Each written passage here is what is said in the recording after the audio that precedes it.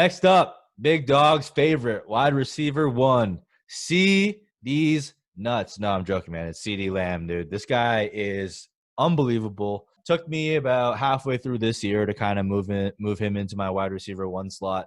You know, you're going to see the highlights and the film that Noah puts up. This guy has, in my opinion, has the highest. Actually, no, he's probably tied with Rigger, but he has one of the highest ceilings of the class. What do I love about Lamb?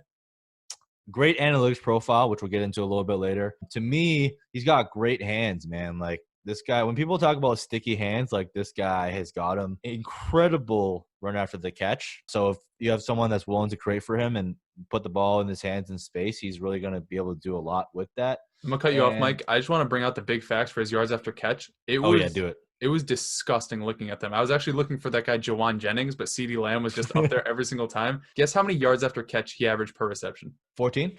It was 11.16. Whatever. Oh, okay. It was second behind Antonio Gibson, which just shows how good of a receiver he is because Antonio Gibson is a hybrid running back receiver. On top of that, he was first in yards after contact per reception with 5.48. So this guy was getting hit at the catch point and still chugging along for almost 6 yards, which is, you know, looking at his frame, you don't expect him to be a guy that is physical and wins after the catch. This dude lays some pretty vicious blocks. He runs through defenders like it's nobody's business. This whole video is probably just going to be clips of him just stiff-arming people, juking people out, and going for 6. Like, he is just an elite receiver with the ball in his hands. And, Mike, I'm sure you'll touch on his other strengths at the catch point. And, you know, the clip I'm going to put up of him on the sideline, it's a sight to see. Oh, man, you know which video we're talking about. I mean, it's an OBJ type catch. It's like a backhand, like with 1 foot. It wouldn't have counted in the NFL, but I don't care if it counts like anywhere. It's one of the best catches I've ever seen. Yeah, I mean, for me, like his ball tracking ability is incredible. Like like I said, I'm not a film grinder, but like one clip that really comes to mind is in that LSU game. I think he was going against Delpit, right, which is one of the top prospects coming into this year. And he's running out of the slot. He beats Delpit. He locates the ball. He looks up, locates it, looks down to see where the defender is, positions his body, and then locates the ball again to make the catch. Like, I think there are very few players that can actually do that. Like, ball tracking is something that I think is, like, pretty cool and, like, really important because I don't think it's something that you really pick up. Like, guys that can't track the ball in the college rarely go to the NFL and are able to track the ball because in the NFL, they do, they're drafted by Philly, and then people that rescue babies out of buildings trash on them in live television. Yeah, rest in peace, Nelson Aguilar. But yeah, I mean, look, he's so incredible, and like I think, you know, you talked about yards after the catch. Why does he get so many yards after the catch? It's because this guy is a tackle breaking monster. Okay, per Pro Football Focus, he broke 26 tackles on 62 catches. So basically, every other time he touched the ball, he was breaking a tackle. And that's how he's able to get all the yards to catch. You said he had, 11 yards after the catch? Yeah, 11.2. Yeah, it's ridiculous. Yeah. So he averaged 21.4 yards per reception, which is just also absurd, but, you know, credit to how they run that offense over there. So that means that roughly over 50% of his yards are coming after the ball is in his hands. Yeah, so 52.15 after the catch. Have it all right here, Mike. We're all queued up in the big dog. Big facts. So if you like AJ Brown, you're going to love Ceedee Lamb. That's what I'll say. You know, people are gonna hate on him because he's a little thinner, but man, like this guy is. I mean, I think to me he's the clear wide receiver one. I mean, some people might have Judy, but I mean, I just love everything I've seen about him. You know? Some people might have Rager, but I absolutely love him, and you know, I just want to get into a little bit of his analytics profile. And the reason why he kind of overtook Judy for me is because of his analytics profile, right? Like he broke out in his true sophomore year, very similar to Judy did. He was competing at the time with Hollywood Brown, so another first-round NFL talent. We know that.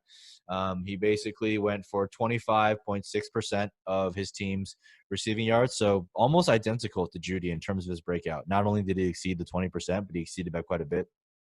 And then this year, he absolutely exploded, right? He went for 32% of the team's receiving yards, 39% of the team's receiving TDs for a overall 35.4% dominator. So really crossed that threshold you want to see. And, you know, he has way more yards, but like I think for us, like we've talked about this again and again, it's really about like how much of your team's offense you command. And, he made Jalen Hurts a Heisman finalist. So I think that really says a lot. And, people are going to say like, well, he played with Kyler Murray, he played with Baker Mayfield, but yeah, he also played with Jalen Hurts. And, not to shit on Jalen Hurts, like we actually have him ranked higher than most people do, but he's not, he's not going to be a first round. I don't think he'll be a first round pick, and definitely not a first overall. So this guy's produced with both people, and at the end of the day, like this guy's an absolute beast. And I know my dude Ray loves him. He's always posting that video, that bachelor video of Ceedee Lamb walking with his like shirt up and his six pack and abs. Like, look, he may be 195, but that's a pretty damn strong 195 if I've ever seen one. So look, man. Yeah. And just talking about how well he's produced, right? He's played with very good quarterbacks, but it shouldn't be understated that he's played with 3 different quarterbacks and he's dominated with 3 different quarterbacks. He didn't quite hit that threshold as a freshman, but I think he had like 840 yards and 7 touchdowns. Yeah, he wasn't a scrub. He wasn't a scrub. He hit 15% dominator as a freshman. With Mark Andrews and Hollywood Brown still there. So, like, he's producing not only on this season as a whole, but, like, if you look at his individual game logs against elite defenses that play press coverage in the SEC, against Georgia as a freshman, 6 catches, 66 yards. Against Ohio State as a freshman, 5 catches, 61 yards. Sure, those aren't elite outputs, but, as a 18-year-old, 19-year-old going up against legitimate competition, he was dominating. Last year against Bama, 8 for 109 and a touchdown. And then this past year, his junior year against LSU, where he made that beautiful catch, 4 catches, 119 yards, 0 touchdowns. But he was just, no matter who he played against, he was dominant against, whether it be Big 12 defenses or SEC defenses. And you brought up how good he is in the deep game, tracking those balls down. He only had the 21st most deep receptions this year with 12, but he had the 11th most deep receiving yards, just showing how efficient he is on those deep targets. And the fact that he was able to pick up that many yards after the catch and after contact being used in the deep game. I know in an earlier video, we were talking about Curtis Samuel not being able to show how good he is after the catch because like the aspect of the game he's being used in is deep down the field. Ceedee Lamb was used deep down the field and he was still able to pick up those yards after the catch. I mean, you hit the nail on the head with AJ Brown this year. Like a guy that can do so much for himself by himself, even if he lands in a bad landing spot, all you have to do is get the ball in his hands and he's going to produce. He's a touchdown monster. He wins at the catch point. People say he's a raw route runner, whatever. You don't put up the numbers you put up even in the Big 12 by being a terrible football player. Sure, it might be a little bit easier sledding than playing in the SEC, but what he did is no easy feat.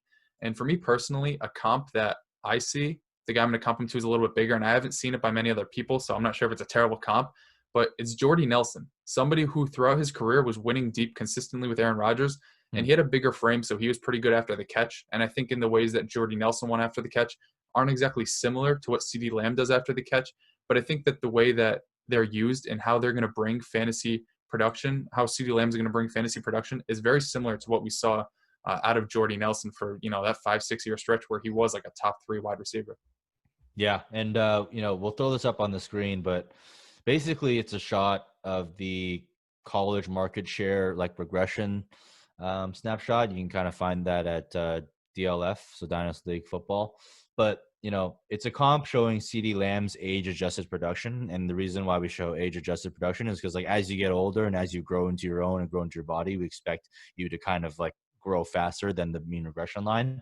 And if you compare him to guys like Odell, Deandre, and Devontae Adams, you'll see, like, kind of similarities where, he kind of starts off a little bit below the line, but by his sophomore year, he's above, and by his junior year, he's even, like, far above. So, like, that's, like, the kind of trend you really want to see from an analytics perspective.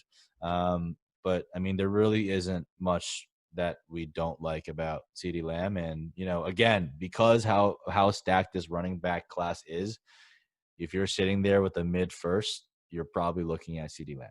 And that should get you excited. Definitely gets me excited. And I hope you guys enjoyed that one. Wait, before we end this, we forgot to mention what he did at the combine, and I think it's something very similar to Deandre Swift, where we were expecting, low 4.5s for Swift. For me personally, Lamb, I was a little bit nervous that he might run in the 4.6s, low 4.5s, but he showed out. He ran a 4.50, 63rd percentile speed score. He doesn't have the BMI that you would want or whatever, but like every other box is checked, whether it be production, athleticism was checked this past week. He's just the perfect prospect, as Mike brought up analytically. Watching him on tape, like there's not much he can't do. So the fact that he was able to run as fast as he did and basically cement himself as a top 12 to 15 pick in the actual NFL draft bodes really well for his fantasy production going forward. Yeah, man. Whatever team gets him, it's going to be a delight. People think it's the Cardinals. If he goes there, great. I think he could fit. Chemistry's already built. Yeah, I mean, he could fit anywhere, to be honest. You plug and play. So get excited, get hype. That's my wide receiver 1, Nick's wide receiver 1. I believe it's Noah's wide receiver 2. But, with landing spot coming, it's going to be a goddamn exciting draft, boys. Wide receiver. It's going to be goddamn good. Just hold on to those first-round picks, man. Hold on to them like it's your firstborn child, because they are going to go up in value, and you're just going to love it, man. You love to see it. All right. See you guys next time.